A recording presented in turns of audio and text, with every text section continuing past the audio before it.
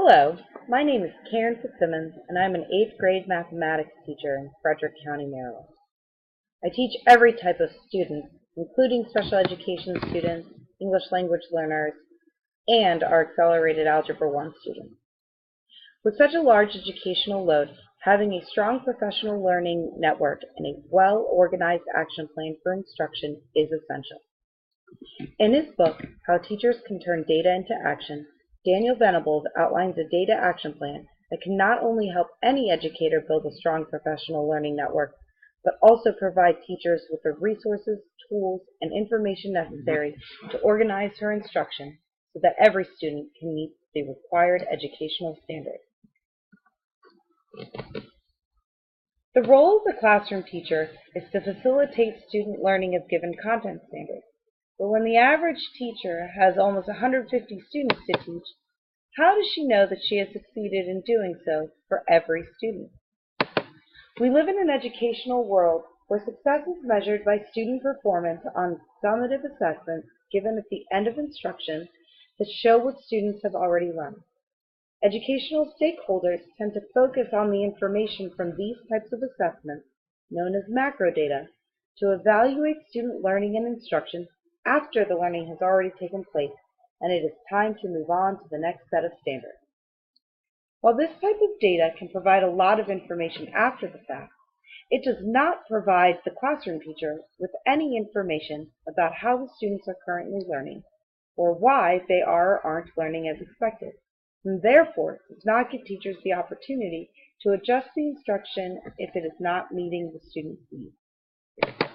In order to ensure the success of every student, teachers must turn to the more detailed and frequent data, or microdata, that can be provided from formative assessments to analyze student needs and adjust instruction accordingly. Venables' data action model provides teachers with an organized method of using data to drive instruction. The model is meant to be used by teams of teachers in the same school, decided either by content or grade level. The model is broken down into 5 data meetings. Over the course of ideally between 2 to 4 weeks, teachers will collaboratively analyze both macro and micro data for information about potential learning and instructional gaps, conduct research to find methods for closing those gaps, create and implement a goal-oriented action plan using their research, and finally assess and evaluate student progress towards the goal. According to Venables, if data do not lead to adjustments in instruction, regardless of how big or small the data are, then the effect essentially is that of just summative data. This semester, I was placed in a team of 4 very passionate educators who teach a variety of content areas and grade levels with very different schedules to learn how to implement Venables' model. Determined to get the most out of our task, though, my team collaborated daily throughout the semester via text messaging and Google Docs to prepare and summarize our data meetings, used Google Hangouts to conduct our live data meetings, and as a result of our dedication and strong communication, we were able to find a way to incorporate all of our individual expertise and subject areas into our data action plan. The purpose of data meeting number 1 was for the team to review a set of macro data and use Venables' Notice and Wonder protocol to make observations, comment on, and ask questions about the information provided by the data.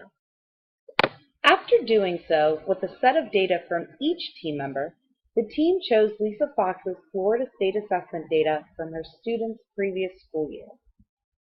Once we reviewed our Notice and Wonder statements about what occurred in the data and why it may have occurred, the team worked together to create an exploratory question born from those statements that would require further research to answer and lead us to identifying and eventually closing student learning gaps.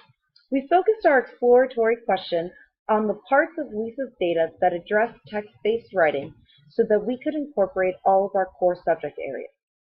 Finally, the team decided on a list of potential student and teacher artifacts such as lesson plans and student work samples to collect that would potentially support the answering of our exploratory question. In data meeting number 2, each team member brought our collected artifact to the table and worked together to analyze the artifacts for potential learning and instructional gaps, ranked the artifacts based on their relevance to the initial data set and exploratory question, and the prominence of the potential learning and instructional gaps, in a process called triangulation. We organized the results of our data meeting in this artifact tracking sheet. In data meeting number 3, the team came together to delve deeper into the identified learning and instructional gaps.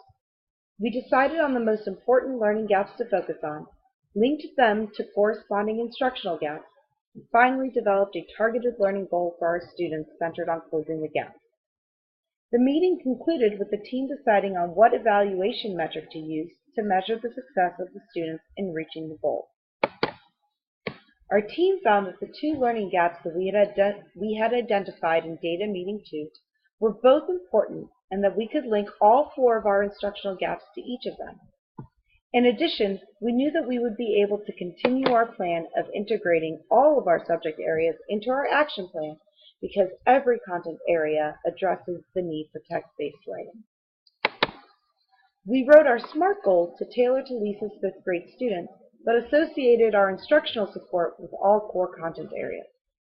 We chose 2 evaluation metrics because the first directly aligns with our initial data, but is solely macro data, and the second one can provide our team with information about student progress before they take the summative assessment of the first metric.